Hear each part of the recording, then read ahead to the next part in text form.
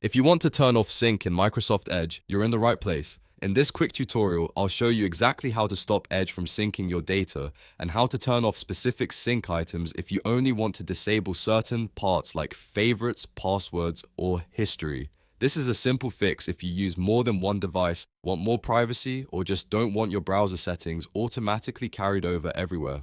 Before we jump in, make sure to hit the like button if this video helps you and subscribe for more easy tech tutorials just like this. Alright, let's get into it. First, open Microsoft Edge on your computer.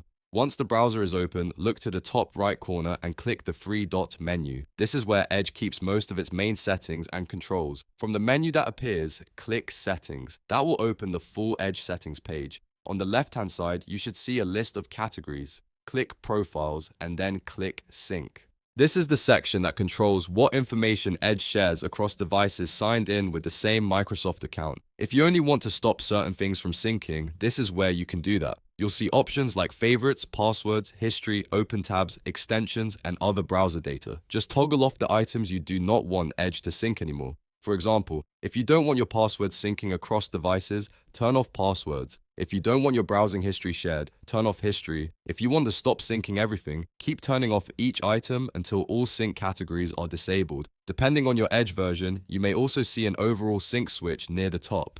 If that option is available, turning it off will stop sync more completely for your profile. Take a moment to review the settings and make sure they match what you want. Once you're done, you can simply close the Settings tab and your changes will save automatically. That's all it takes to turn off sync in Edge browser. If you wanted to keep your account signed in but stop data from moving between devices, this is the easiest way to do it. And if this video saved you some time, please remember to like the video and subscribe to the channel for more step-by-step browser and software tutorials. Thanks for watching and I'll see you in the next one.